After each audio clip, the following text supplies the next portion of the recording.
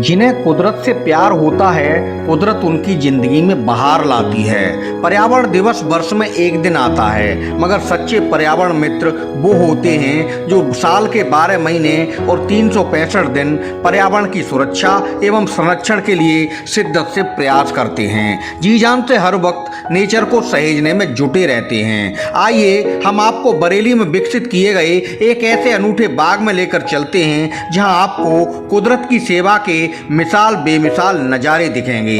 UP police में क्षेत्राधिकारी पद से रिटायर होने के बाद पर्यावरण मित्र बीपीएस बड़गोती और उनके सुपुत्र डॉक्टर स्वतंत्र कुमार ने बड़ा बाईपास के पास 1.5 एकड़ में वनस्पतियों के विविध रंगों का ऐसा संसार तैयार किया है कि जिसे देखकर किसी का भी दिल बस हरियाली में रम जाने का करेगा। डॉक्टर स्वतंत्र कुमार आर्थिक विशेषज्ञ हैं और देश के कई विश्वविद्यालय और कॉलेजों को अपनी सेवाएं दे चुके हैं। पिता के साथ मिलकर दिन रात की सतत साधना का ही परिणाम है जो उनके बाग में हर वो पेड़ पौधा और वनस्पति दिखाई देगी जो आमतौर पर उत्तराखंड, हिमाचल और महाराष्ट्र के पर्वतीय और पठारी इलाकों में होती है। विभिन्न प्रकार के फल, इलायची, तेज पत्ता और कई तरह के औषधि प्लांट भी सिंगाई गांव के पास स्थित बाग में नेचर के आशीर्वाद और बड़गोती परिवार की मेहनत एवं लगन से खड़े हो चुके हैं। बरेली क्या, पूरे रोहिलखंड में विविध वनस्पतियों के बीच पक्षियों का कलरव जैसी बहार शायद ही कहीं ऐसे देखने को मिलेगी। देखिए कुदरत के विविध रंग न्यूज़ टुडे नेटवर्क के संग। ये इलायची का पेड़ है, ये साउथ इंडिया से मंगवाया। अभी तक इस पर फ्रूटिंग नहीं हुई है, लेकिन इस बार इस पर फूल काफ़ी आए थे, लेकिन कन्वर्ट नहीं हो पाए। इस तरह के पॉट्स इसमें आए हैं इस बार। अब देखते हैं अगली बार इसमें फ्रूट आता है कि नहीं आता। ये अनार का पेड़ है और अनार यहाँ पे मोस्टली बहुत अच्छा नहीं हो पाता क्योंकि उसे ड्राई लैंड चाहिए होता है, तो इस वजह से महाराष्ट्र में और जो पठारी एरिया होते हैं उसमें अनार ज़्यादा अच्छा होता है। लेकिन उसके बाद भी यहाँ पे फ्रूटिंग आती है, बट उतना ज़्यादा जूसी और बढ़िया नहीं होता। लेकिन क्योंकि ज़रूरत है कि बाग में होना चाहिए तो अनार भी इसलिए बाग में है। ये थाई एप्पल, रोज़ एप्पल भी कहते हैं इसे, साथ ही वाटर एप्पल भी कहते हैं। और ये बहुत ही डेलिकेट फल होता है, बहुत सॉफ्ट और थोड़ा सा पिंक और वाइट कलर का होता है, बहुत जूसी होता है। हर साल इस पौधे पे फ्रूटिंग हो रही है, पिछले 3 साल से फल लगातार आ रहा है। इस बार भी फल आएगा और बहुत आता है। जब फल आएगा तो पूरा ये लद जाएगा, तो वो मेरे ख्याल से अगले 2 महीने में जैसे ही बरसात शुरू होगी इस पर फल लगना शुरू हो जाएगा। ये लौकाट का पेड़ है और लौकाट इस एरिया में स्पेशली जो हिमालयन तराई बेल्ट होती है उसमें लौकाट अच्छा हो जाता है। आपको हल्द्वानी, रामनगर जैसी जगह लौकाट के पेड़ मिल जाएंगे देखने को। बहुत मीठा फल होता है। आजकल के बच्चों ने बहुत ज़्यादा देखा नहीं है, लेकिन हम लोगों की जनरेशन के जो लोग हैं उन्होंने लौकाट खूब खाया है। और इसके पौधे भी आप तैयार कर सकते हैं गिट्टी बांध के। तो पिछली बार प्रयास किया था, उसी में से ये देखिए ये बंधी हुई थी इस पर। तो पौधे आप बांध के बना सकते हैं, कलम बांध के। ये अंजीर का पौधा है बेसिकली। जो अंजीर हम खाते हैं ड्राई फ्रूट में, वो हमें सुखा के मिलती है। ये अंजीर जो पक जाती है तो बड़ी अच्छी मीठी फल होती है और कहा जाता है कि इससे ज़्यादा मीठा कोई फल होता ही नहीं है। सबसे ज़्यादा स्वीट का कंटेंट अंजीर में ही होता है। और ये पेड़ काफ़ी बड़ा हो जाएगा। अभी ये बच्चा है, 5-6 साल का है अभी, बट काफ़ी लंबा समय लेता है बड़ा होने में। लेकिन फ्रूटिंग इस पे हो रही है अभी से, आप देख सकते हैं अच्छा फ्रूट आ रहा है। ये आलू बुखारे का पेड़ है। ये भी हमने ट्रायल के बतौर लगाया है लास्ट ईयर। ग्रोथ अच्छी है प्लांट की और इस बार इसमें फ्लावर भी आया था, बट फल इस बार नहीं लगा। अब देखते हैं नेक्स्ट टाइम हो सकता है इस पर फल भी लगे। बट प्लांट की ग्रोथ एज सच अच्छी है। वैसे तो आलू बुखारा आप जानते हैं कि पहाड़ों पे होता है ज़्यादातर, भवाली वगैरह में बहुत अच्छी इसकी ग्रोथ होती है।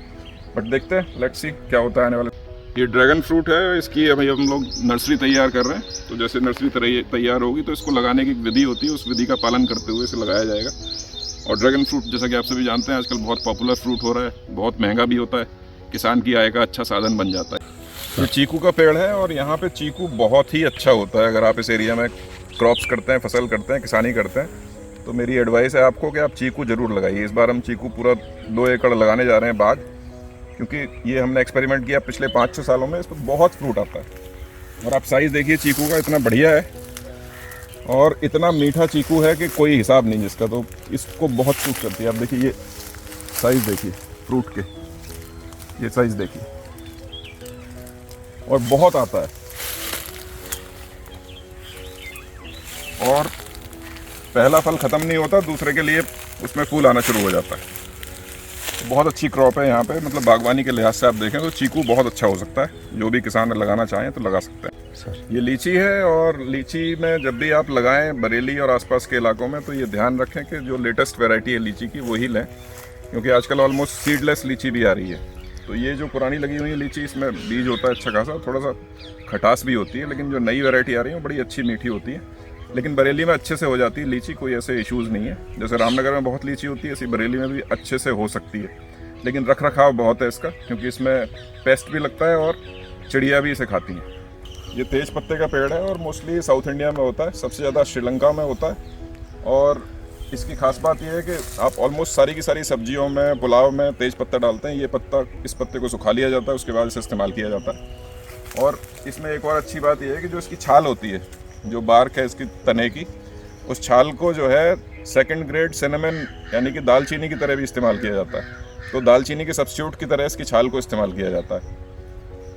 और ये बहुत अच्छे से हो रहा है यहाँ रोहिलखंड में, तो मेरे विचार से सभी लोग कर सकते हैं। अच्छी फसल है और आप इसे ड्राई करके पैक करके बेच भी सकते हैं, तो एक कमर्शियल वैल्यू भी इसके साथ है। ये लसोड़ा है, और जब हम लोग छोटे थे तो पतंग उड़ाते थे, तो पतंग चिपकाने में इसे इस्तेमाल करते थे।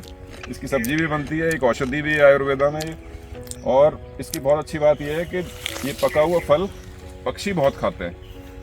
तो अगर आप इसे लगाएंगे तो आपके आसपास जो बर्ड पॉपुलेशन है, चिड़ियों की जो संख्या है वो बढ़ जाएगी। और पका हुआ लसोड़ा अच्छा मीठा भी होता है, बहुत गोंद होता है इसके अंदर। ये आड़ू का पेड़ है, ऑल्दो अभी हम लेट हो गए थोड़ा, लेकिन अगर आप एक हफ्ते पहले इसे देखते तो इसमें पत्ते कम थे और आड़ू ज़्यादा थे। ऑलमोस्ट ख़त्म हो चुके हैं और बहुत ही बढ़िया मीठा फ्रूट है। और आड़ू भी यहाँ बहुत अच्छे से हो जाता है। आप देखिए इनसाइड बिल्कुल रेडनेस है इसकी, अच्छा मीठा फ्रूट है। और इस एरिया में अच्छा होता है, मेरठ में भी अच्छा होता है, यहाँ भी अच्छा होता है आड़ू। It's a good crop. हमारे पास 3-4 वैरायटी आड़ू की हैं। ये करौंदे का पेड़ है और इसका बहुत उपयोग है। करौंदे की झाड़ी बहुत बड़ी हो जाती है, और अगर आप फेंसिंग करना चाहते हैं अपने फार्म पे, तो फेंसिंग में आप करौंदे को इस्तेमाल कर सकते हैं। और जब करौंदे को आप फेंसिंग में लगाएं तो आपको फ्रूट भी मिलेगा। करौंदे की कमर्शियल वैल्यू भी, आप उसे बेच सकते हैं। साथ ही इसके कांटे बहुत बड़े होते हैं, जिससे सारे जंगली जानवर कहीं ना कहीं आपके खेत में आने से रुक जाते हैं। ये अमरूद की जो वैरायटी है ये ताइवान पिंक है, और ये बहुत पॉपुलर वैरायटी है पूरी दुनिया में। इसका फल अच्छा बड़ा, लगभग आधा किलो तक का हो जाता है, और अंदर से जब आप काटेंगे तो पिंक होता है अंदर, इसी वजह से इसका नाम ताइवान पिंक है। बहुत मीठा अच्छा फल होता है, लेकिन प्रोटेक्शन थोड़ा ज़्यादा मांगता है। हमारी जो इंडिजिनियस वैरायटीज़ हैं जो हिंदुस्तान में होती हैं, वहाँ पे थोड़ा कम कीड़ा लगता है, लेकिन इन फसलों में थोड़ा कीड़ा ज़्यादा लगता है। तो आपको बैगिंग करनी पड़ती है, उस पर बैग लगाना पड़ता है, उसके बाद ही ये बचते हैं। लेकिन फसल बहुत अच्छी है, कमर्शियली आप इसे कर सकते हैं, प्रॉफिट की है। ये बेसिकली अम्बाला कहते हैं इसे, और इंडियन ऑलिव कहते हैं इंग्लिश में। तो इंडियन ऑलिव का पेड़ है, इस पर देखिए आप अभी ऑलरेडी लगने शुरू हो गए हैं, ये लगे हुए हैं। और ये बहुत खट्टा फल होता है, इसका अचार पड़ता है मोस्टली। इंडियन ऑलिव इसीलिए कहते हैं शायद क्योंकि इसका शेप जो है ऑलिव की तरह होता है। ये भांग है, मोस्टली आप देखिए खेतों में हो जाती है, और ये खरपतवार की तरह खेतों में उगाता है। लेकिन ये हमारे पुराणों में इसको बताया गया है इसके बारे में। ये बहुत ही पवित्र पौधा माना जाता है और शिव जी से इसे अटैच किया जाता है। उसकी वजह ये है, जो इसका फ्रूट होता है उसका जो आप देखिए प्रोटीन लेवल होता है, वो दुनिया का बेस्ट प्रोटीन होता है इसके फ्रूट का। दूसरी बात ये है, इसका जो तना है, इसके तने का जो रेशा होता है, उस रेशे से कपड़े बनाए जा सकते हैं। आज की डेट में मुंबई में एक स्टार्टअप है, वो उसके रेशे से कपड़े बना रहा है, जिसे हेम्प कहते हैं, इसे हेम्प बोलते हैं अंग्रेजी में। और हेम्प एक कमर्शियल क्रॉप है, उत्तराखंड में अलाउड है, लगा सकते हैं लोग। यहाँ पे अलाउड नहीं है, ये यहाँ खरपतवार की तरह उग गई है। ये कटहल का पौधा है और ये अभी लगभग 2-3 साल का है, और इसे उगाने में हमें बहुत समस्याओं का सामना करना पड़ा पहले, क्योंकि नीलगाय को बहुत पसंद है, हिरन को बहुत पसंद है, बहुत मीठा होता है शायद कहीं ना कहीं, तो वो सब खा जाते हैं इसे। तो हम हर साल कटहल के पेड़ लगाते हैं, कुछ ही बचते हैं, जो बचते हैं वो धीरे धीरे बड़े हो रहे हैं। और ये भी बहुत अच्छी कमर्शियल क्रॉप है। कटहल के एक पेड़ से आप 5 से 10 हज़ार रुपये कमा सकते हैं सीजन में। तो बहुत अच्छी फसल है कटहल भी। ये देसी गेंदा है बेसिकली, आप कीड़ों को भगाने के लिए इसका इस्तेमाल कर सकते हैं। और इसकी जो जड़ होती है बेसिकली, वो जितने ज़मीन के अंदर परजीवी होते हैं, नेमाटोड्स जिन्हें हम कहते हैं, उन्हें ख़त्म करती है। और कहीं ना कहीं ये बहुत सारे कीट पतंगों को दूर रखने का काम करता है। तो ये आपका मित्र है। इसे भी खेतों में इसके बीज ऐसे ही आप छोड़ दीजिए, और गेंदे के फूल भी खिलेंगे, आप उन्हें बेच भी सकते हैं। प्लस ये आपको बहुत हेल्प करेगा एग्रीकल्चर में। का पेड़ है और जैसा कि आप सभी जानते हैं कि बहुत सारे लोग आज की तारीख में शुगर के लिए जामुन का इस्तेमाल करते हैं। जामुन का सिरका बहुत इस्तेमाल होता है और इंडियन ब्लूबेरी कहते हैं जामुन को। हमारे पास 3-4 वैरायटी हैं जामुन की, जिसमें एक ऑलमोस्ट सीडलेस जामुन है और बाकी देसी भी है। और देसी हमें ज़रूर रखनी चाहिए क्योंकि कहीं ना कहीं धरोहर हमारी वही है। तो बहुत सारे वेरिएशंस आ गए हैं आजकल पौधों के ऊपर, बट देसी आप ज़रूर रखिए, देसी की अपनी वैल्यू है। बहुत हार्डी पौधे होते हैं वो। ये अंजीर का पौधा है बेसिकली। जो अंजीर हम खाते हैं ड्राई फ्रूट में, वो हमें सुखा के मिलती है। ये अंजीर जब पक जाती है तो बड़ी अच्छी मीठी फल होती है और कहा जाता है कि इससे ज़्यादा मीठा कोई फल होता ही नहीं है। सबसे ज़्यादा स्वीट का कंटेंट अंजीर में ही होता है। और ये पेड़ काफ़ी बड़ा हो जाएगा। अभी ये बच्चा है, 5-6 साल का है अभी, बट काफ़ी लंबा समय लेता है बड़ा होने में। लेकिन फ्रूटिंग इस पे हो रही है अभी से, आप देख सकते हैं अच्छा फ्रूट आ रहा है। हल्दी का पौधा है और हल्दी इस एरिया में बहुत अच्छी हो जाती है क्योंकि ज़्यादातर जो लैंड है वो बलुई दोमट है। तो बलुई दोमट में क्योंकि सैंड का पोर्शन काफ़ी होता है, तो ऐसी जगहों पे जैसे आपकी हल्दी की फसल है या अदरक की फसल है वो अच्छी बैठती है। इवन आलू भी अच्छा होता है। तो ये बेसिकली आपकी हल्दी है। हल्दी यहाँ पे अच्छी होती है। ये केले के पौधे हैं और केले के पौधे भी हमने साइडों में लगा रखे हैं किनारों पे, और ये मल्टीप्लाई होते हैं, हर साल आते रहते हैं। एक बार जब केले का केला लग जाता है तो आप उसे काट दीजिए, उसके बाद नीचे से और पौधे निकल जाते हैं। और 3-4 वैरायटी के केले हम लोगों ने लगाए हैं। इसमें खाने वाला जो नॉर्मल केला मीठा आप घर पे खाते हैं वो भी है, उसके अलावा देसी भी है, और बड़ा जो सब्जी वाला केला होता है वो भी है। तो 3-4 वैरायटी के केले लगाए हुए हैं। ये मोरिंगा का पेड़ है जिसे आप ड्रम स्टिक भी कहते हैं। सुपर फूड है ये अपने आप में, और पूरी दुनिया में आजकल इसके दीवाने हैं लोग, क्योंकि ये इसकी पत्तियों में ऑलमोस्ट सारे विटामिन होते हैं। तो अगर नेचर का मल्टीविटामिन है तो ये है। आप इसकी पत्तियों को धो के सुखा लीजिए, छाया में सुखाइए, गर्मी में मत सुखाइए, अदरवाइज उसके न्यूट्रिएंट्स चले जाते हैं। उसके बाद उसका पाउडर बना के आप रोज़ सुबह ले सकते हैं। मल्टीविटामिन का काम करता है। साथ ही इसका फल जो होता है आपने देखा होगा सांभर में, साउथ इंडिया में बहुत पड़ता है। तो वो ड्रम स्टिक जो है वही है, और आज की तारीख में पूरी दुनिया में सुपर फूड है। जितने जिम एंथुजियास्ट्स हैं जो जिम जाते हैं, एक्सरसाइज करते हैं, वो लोग इसका पाउडर पीते हैं आजकल।